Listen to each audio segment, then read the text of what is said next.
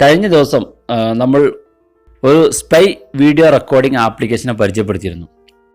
ചില സർക്കാർ ഓഫീസുകളിലൊക്കെ പോയി കഴിഞ്ഞാൽ നമുക്ക് എന്തെങ്കിലും അനീതി കണ്ടു കഴിഞ്ഞാൽ അല്ലെങ്കിൽ മറ്റെവിടെയെങ്കിലൊക്കെ നമ്മൾ അനീതി കണ്ടു കഴിഞ്ഞാൽ നമുക്ക് ക്യാമറയിൽ വീഡിയോ എടുക്കാൻ ചിലപ്പോൾ ഡയറക്റ്റായിട്ട് വീഡിയോ എടുക്കാൻ പ്രയാസം ഉണ്ടാകുമ്പോൾ ഇത്തരം ആപ്ലിക്കേഷൻ ഉപയോഗിച്ചുകൊണ്ട് നമുക്ക് അത്തരം വീഡിയോകൾ ഷൂട്ട് ചെയ്യാൻ സാധിക്കുന്ന അതിന് സഹായിക്കുന്ന ഒരു ആപ്ലിക്കേഷൻ ആയിരുന്നു നമ്മൾ പരിചയപ്പെടുത്തിയത്.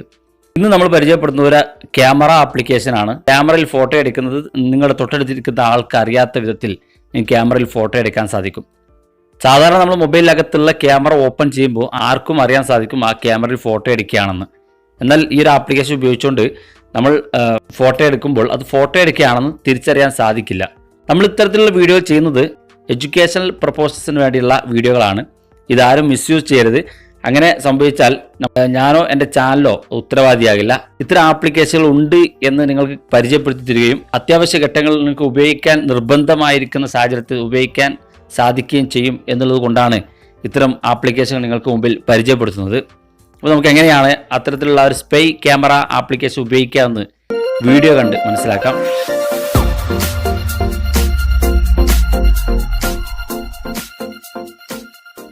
വീഡിയോ നിങ്ങൾ പൂർണ്ണമായിട്ട് കാണുക, എന്നാലേ നിങ്ങൾക്ക് ആ ഒരു ആപ്ലിക്കേഷൻ എങ്ങനെ ഉപയോഗിക്കാമെന്ന് മനസ്സിലാക്കിയുള്ളൂ. മാത്രമല്ല ആ ഒരു ആപ്ലിക്കേഷൻ ഏതാണെന്ന് കൂടി നിങ്ങൾക്ക് അറിയണമെങ്കിൽ നിങ്ങൾ വീഡിയോ പൂർണ്ണമായിട്ട് കാണണം. എന്നാലേ നിങ്ങൾക്ക് ഈ ഒരു ആപ്ലിക്കേഷൻ ഏതാണ്, അത് എങ്ങനെ ഉപയോഗിക്കാം എന്നുള്ള കാര്യങ്ങളൊക്കെ മനസ്സിലാക്കിയുള്ളൂ. അപ്പോൾ നമുക്ക് എങ്ങനെയാണ് ആപ്ലിക്കേഷൻ ഉപയോഗിക്കാൻ നോക്കാം. ഞാൻ ആപ്ലിക്കേഷൻ ഓപ്പൺ ചെയ്യുകയാണ്.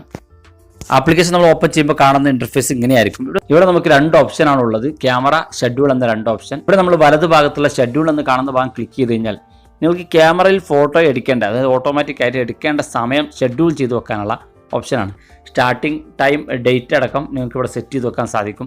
രണ്ടാമതായി നമ്പർ ഓഫ് കണ്ടിന്യൂസ് ഫോട്ടോ എന്ന ഭാഗം നിങ്ങൾ ക്ലിക്ക് ചെയ്യുകയാണെങ്കിൽ നിങ്ങൾക്ക് കണ്ടിന്യൂ ആയിട്ട് എത്ര ഫോട്ടോ വരെ എടുക്കണം എന്നുള്ളത് ഇവിടെ സെലക്ട് ചെയ്യാൻ. വേണമെങ്കിൽ 2 ഫോട്ടോ വേണമെങ്കിൽ നിങ്ങൾക്ക് ഒരേ സമയം എടുക്കാൻ സാധിക്കും. താഴെ ഭാഗത്ത് ഡിലേ ബിറ്റ്വീൻ ഫോട്ടോസ് എന്ന് കാണുന്ന ഭാഗത്ത് നിങ്ങൾ ഒരു ഫോട്ടോ എടുത്ത് രണ്ടാമത് ഫോട്ടോ എടുക്കാനുള്ള ഡിലേ സമയം എത്രയാണെന്ന് നിങ്ങൾക്ക് ഇവിടെ സെറ്റ് ചെയ്ത് വെക്കാൻ സാധിക്കും. ഇവിടെ സെക്കൻഡ് അടിസ്ഥാനത്തിലാണ് ടൈം സെറ്റ് ചെയ്യാം. ഇപ്പോൾ 5 സെക്കൻഡ് കഴിഞ്ഞിട്ടാണ് അടുത്ത ഫോട്ടോ എടുക്കുകയാണെങ്കിൽ നിങ്ങൾക്ക് അതുപോലെ സെറ്റ് ചെയ്ത് വെക്കാൻ സാധിക്കും. ഇനി നമുക്കിവിടെ വലതു ഭാഗത്ത് സെറ്റിങ്സ് ഉണ്ട്. നമുക്ക് സെറ്റിങ്സ് ഓപ്പൺ ചെയ്യാം. ഇവിടെ നമുക്ക് ഏറ്റവും മുകളിൽ സെലക്ട് യുവർ ലാംഗ്വേജ് എന്നൊരു ഓപ്ഷനാണ്. നിങ്ങൾക്ക് ഡിഫോൾട്ടായിട്ട് ഇംഗ്ലീഷ് തന്നെയാണുള്ളത്. ഇല്ലെങ്കിൽ നിങ്ങൾ ഇംഗ്ലീഷ് സെലക്ട് ചെയ്യാം. തുടർന്ന് താഴെ ഭാഗത്ത് ക്യാമറ സെറ്റിങ്സ് എന്നൊരു ഓപ്ഷൻ ആയിരിക്കും. അത് നിങ്ങൾക്ക് ഏത് ക്യാമറ ഉപയോഗിച്ചാണ് ഫോട്ടോ എടുക്കേണ്ടതെന്ന് സെറ്റ് ചെയ്ത് വെക്കാം. ഏറ്റവും ബെസ്റ്റ് ബാക്ക് ക്യാമറ തന്നെയാണ്. കാരണം ബാക്ക് ക്യാമറ നമ്മൾ ടച്ച് ചെയ്യുന്ന സമയത്താണ് ക്യാമറ വർക്ക് ചെയ്യുന്നത്. അതുകൊണ്ട് ബാക്ക് ക്യാമറയാണ് ഏറ്റവും ഉചിതം. അടുത്തത് നമുക്ക് ഫോട്ടോ സൈസ് എന്ന് കാണുന്ന ഭാഗം, നിങ്ങളുടെ ക്യാമറയിൽ നിങ്ങളുടെ മൊബൈലിൽ എടുക്കുന്ന ഫോട്ടോയിൽ അതിൻ്റെ സൈസ് എത്രയാണെന്ന് നിങ്ങൾക്ക് സെറ്റ് ചെയ്ത് വെക്കാൻ സാധിക്കും. താഴെ ഭാഗത്ത് ഫോട്ടോ ഫോൾഡർ, നിങ്ങൾക്ക് ഏത് ഫോൾഡറിലേക്കാണ് ഈ ഒരു ഫോട്ടോ കൊണ്ടുപോകേണ്ടത്, അതായത് ഓട്ടോമാറ്റിക്കായിട്ട് സേവ് ചെയ്യേണ്ടതെന്ന് നിങ്ങൾക്ക് ഇവിടെ സെറ്റ് ചെയ്ത് വെക്കാൻ സാധിക്കും. അതിനുവേണ്ടി മുകളിലൂടെ പ്ലസ് ബട്ടൺ ക്ലിക്ക് ചെയ്തുകൊണ്ട് നിങ്ങൾക്ക് ഏതാണോ ഫോൾഡർ വേണ്ടതെങ്കിൽ അത്തരത്തിൽ ഫോൾഡർ ക്രിയേറ്റ് ചെയ്യാൻ സാധിക്കും. താഴെ ടേൺ ഓഫ് ഷട്ടർ സൗണ്ട് എന്ന് കാണുന്ന ഭാഗം, അത് നിങ്ങൾക്ക് വേണമെങ്കിൽ മെത്തേഡ് 1 2 യൂസ് ചെയ്യാം. അതായത് നമ്മുടെ ഈ ഫോട്ടോ എടുക്കുമ്പോഴുള്ള സൗണ്ട് നിങ്ങൾക്ക് ഓഫ് ചെയ്ത് വെക്കാനുള്ള ഓപ്ഷൻസ് ആണ്. രണ്ടാമത്തെ വൈബ്രേറ്റ്, നിങ്ങൾക്ക് വൈബ്രേറ്റ് മാത്രം സെറ്റ് ചെയ്ത് വെക്കാം. കാരണം ഫോട്ടോ എടുക്കുന്നത് നിങ്ങൾക്ക് അറിയണമെങ്കിൽ ജസ്റ്റ് മൊബൈൽ ഒന്ന് വൈബ്രേറ്റ് ചെയ്ത് വെച്ച് കഴിഞ്ഞാൽ നിങ്ങൾക്ക് അറിയാൻ സാധിക്കും ഫോട്ടോ എടുക്കുന്നുണ്ട് എന്ന്. വേണ്ടെങ്കിൽ വൈബ്രേറ്റ് നിങ്ങൾക്ക് ഓഫ് ചെയ്ത് വെക്കാൻ സാധിക്കും. അതുപോലെ തന്നെ ഹൈഡ് ഫോട്ടോ ഫ്രം ഗാലറി, ഇതൊരു പ്രത്യേക ഫീച്ചറാണ്. കാരണം നമ്മുടെ മൊബൈലിൽ ഇത്തരത്തിലെടുക്കുന്ന ഫോട്ടോ നമ്മുടെ ഗാലറിയിൽ സേവ് ആകാതിരിക്കാനുള്ള ഫീച്ചറാണ്. നമുക്ക് ടിക്ക് ചെയ്ത് നോക്കാം. കാരണം ഇതൊരു സ്പൈ ആപ്ലിക്കേഷൻ ആയതുകൊണ്ട് നമുക്കിത് നമ്മുടെ മൊബൈൽ ആരെങ്കിലും വാങ്ങുകയാണെങ്കിൽ അവർക്ക് ഈ ഫോട്ടോ കാണാൻ സാധിക്കാത്ത വിധത്തിൽ നിങ്ങൾക്ക് ഹൈഡ് ചെയ്ത് വെക്കാൻ സാധിക്കും. താഴെ നിങ്ങൾക്ക് സെറ്റ് പാസ്വേഡ് ഉണ്ട്, നിങ്ങൾക്ക് പാസ്വേഡ് സെറ്റ് ചെയ്ത് വെക്കാൻ സാധിക്കും. അതുപോലെ തന്നെ അതിന് താഴെയുള്ള ഭാഗം ക്വിക്ക് റെക്കോർഡ്സ് ഐക്കൺ എന്ന് കാണുന്ന ഭാഗം, അത് വളരെ വ്യത്യസ്തമായൊരു ഫീച്ചറാണ്. കാരണം ഇവിടെ നമുക്ക് ഈ ഒരു ആപ്ലിക്കേഷൻ ഏത് ഐക്കണാണ് കാണേണ്ടതെന്ന് സെറ്റ് ചെയ്ത് വെക്കാനുള്ള ഓപ്ഷനാണ്. അതായത് ഈ ഒരു ആപ്ലിക്കേഷൻ എടുത്തു നോക്കിയാലും അവർക്ക് അറിയാൻ സാധിക്കില്ല. ഞാനിവിടെ മൈ ഇമെയിൽ എന്ന് കാണുന്ന ഭാഗം സെറ്റ് ചെയ്തിരിക്കുകയാണ്. ഞാൻ കാണിച്ചു തരാം. ഞാനിപ്പോൾ ബാക്ക് ബട്ടൺ ക്ലിക്ക് ചെയ്തു. ഇനി നമ്മൾ ആ ഒരു ആപ്ലിക്കേഷൻ ഒന്ന് പോയി നോക്കാം. എന്താണ് ആ ഒരു ആപ്ലിക്കേഷൻ്റെ ഐക്കൺ എന്ന് നോക്കാം. ഇപ്പോൾ കാണാൻ സാധിക്കും ആ ഒരു ആപ്ലിക്കേഷൻ്റെ ഐക്കൺ ഇതാണ്. നമ്മൾ ഇവിടെ നിങ്ങൾക്ക് കാണാൻ സാധിക്കും. ഇവിടെ മൈ ഇമെയിൽ എന്നുള്ള ഈ ഐക്കണാണ്. ഈ ഐക്കൺ കാണാൻ സാധിക്കും. അതുകൊണ്ട് പെട്ടെന്ന് ഒരാൾ നിങ്ങളുടെ മൊബൈൽ ഫോൺ വാങ്ങി നോക്കുകയാണെങ്കിൽ ഇതൊരു ഇമെയിൽ ആപ്ലിക്കേഷൻ ആണെന്ന് തെറ്റിദ്ധരിക്കുന്ന രീതിയിൽ നിങ്ങൾക്ക് ഇതിൻ്റെ ഐക്കൺ മാറ്റി വെക്കാൻ സാധിക്കും. അതുപോലെ തന്നെ തൊട്ടടുത്തായിട്ട് SMS സെറ്റിങ്സ് എന്നൊരു ഫീച്ചറാണ്. ഇവിടെ നിങ്ങൾ അൺടിക്ക് ആയിരിക്കും, നിങ്ങൾ ടിക്ക് ചെയ്ത് കൊടുക്കുക. താഴെ ഒരു സെൻറ്റർ നമ്പറുണ്ട്, നിങ്ങൾക്ക് മെസ്സേജ് അയച്ചുകൊണ്ട് ഫോട്ടോ എടുക്കാനൊക്കെ സാധിക്കും. നിങ്ങൾക്ക് അനി നമ്പർ വേണമെങ്കിൽ അത് സെലക്ട് ചെയ്യാം. ഏതെങ്കിലും നമ്പർ പ്രത്യേകം സെലക്ട് ചെയ്യണമെങ്കിൽ അത് സെറ്റ് ചെയ്ത് വെക്കാനും സാധിക്കും. എടുക്കുന്ന മെസ്സേജുകൾ അയച്ചുകൊണ്ട് ഫോട്ടോ എടുക്കുന്ന ക്യാമറ ഏതാണെന്ന് നിങ്ങൾക്ക് സെറ്റ് ചെയ്യാനുള്ള ഓപ്ഷനാണ് അടുത്തത്. നിങ്ങൾക്ക് ഫ്രണ്ട് ക്യാമറ വേണമെങ്കിൽ അത് സെറ്റ് ചെയ്യാം, താഴെ ഭാഗത്ത് സ്പൈ ബാക്ക് ക്യാമറ വേണമെങ്കിൽ അത് സെറ്റ് ചെയ്ത് വെക്കാൻ സാധിക്കും.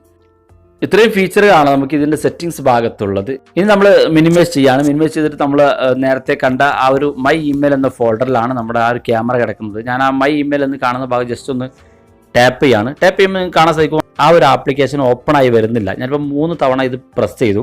ജസ്റ്റ് ആ ഒരു ആപ്ലിക്കേഷനിൽ ടാപ്പ് ചെയ്ത് കഴിഞ്ഞാൽ നിങ്ങൾക്ക് കാണാൻ സാധിക്കും ആപ്ലിക്കേഷൻ ഓപ്പൺ ആകുന്നില്ല. പക്ഷേ ഇത് ഫോട്ടോ എടുത്തുകൊണ്ടിരിക്കുന്നുണ്ട്. നമുക്കതെങ്ങനെ കാണാമെന്ന് നോക്കാം. നമുക്ക് ആ ഒരു ആപ്ലിക്കേഷനിൽ തന്നെ SC സെറ്റിംഗ്സ് എന്നൊരു പ്രത്യേക ആപ്ലിക്കേഷൻ കൂടി ഇതോടൊപ്പം ഡൗൺലോഡ് ആകും. ഈ ഒരു ആപ്ലിക്കേഷൻ നമ്മൾ ഡൗൺലോഡ് ചെയ്യുമ്പോൾ നമുക്ക് 2 ആപ്ലിക്കേഷനായിട്ടാണ് കാണിക്കുക. ഇവിടെ SC സെറ്റിംഗ്സ് എന്നൊരു ആപ്ലിക്കേഷൻ കൂടി കാണാൻ സാധിക്കും. അത് നമ്മൾ ഇതുപോലെ ഓപ്പൺ ചെയ്യുക. ഓപ്പൺ ചെയ്തതിന് ശേഷം ഏറ്റവും മുകളിൽ സെറ്റിംഗ്സ് ഓപ്പൺ ചെയ്യുക. സെറ്റിംഗ്സ് ഓപ്പൺ ചെയ്ത് കഴിഞ്ഞാൽ നിങ്ങൾക്ക് കാണാൻ സാധിക്കും ഒരു പുതിയൊരു ഓപ്ഷൻ കൂടി ഏറ്റവും മുകളിൽ കാണാൻ സാധിക്കും, ക്യാപ്ചേർഡ് ഫോട്ടോ എന്നൊരു ഓപ്ഷൻ. ഇത് നേരത്തെ ഒരു ഓപ്ഷൻ ഇല്ലായിരുന്നു. നമ്മളത് ക്ലിക്ക് ചെയ്യുമ്പോൾ കാണാൻ സാധിക്കും നമ്മുടെ ഫോട്ടോ. ഇപ്പോൾ ഞാൻ എടുത്ത ഫോട്ടോ 3 ഫോട്ടോ ഇവിടെ നിങ്ങൾക്ക് കാണാൻ സാധിക്കും. ആ ഫോട്ടോ എടുത്ത സമയം, അതുപോലെ തന്നെ ഡേറ്റ്, കാര്യങ്ങളൊക്കെ അതോടൊപ്പം ഉണ്ട്. ഏത് ഫോട്ടോ ആണെന്ന് നമുക്ക് 3 ഫോട്ടോ ഇപ്പോൾ ഞാൻ എടുത്തിട്ടുള്ള 3 ഫോട്ടോ എനിക്ക് ഇവിടെ കാണാൻ സാധിക്കും. ഇവിടെ വെച്ച് ഡിലീറ്റ് ചെയ്യാനുള്ള ഓപ്ഷനും ഉണ്ട്. അപ്പോൾ നമ്മളൊരു സ്പൈ ആപ്ലിക്കേഷൻ, ക്യാമറ ആപ്ലിക്കേഷനാണ് പരിചയപ്പെടുത്തിയത്. അത്യാവശ്യ ഘട്ടങ്ങളിൽ ഇത്തരം ആപ്ലിക്കേഷൻ ഉപയോഗിക്കുക എന്ന് ചോദിച്ച് ഈ ഒരു ആപ്ലിക്കേഷൻ ആരും മിസ്യൂസ് ചെയ്യരുത്.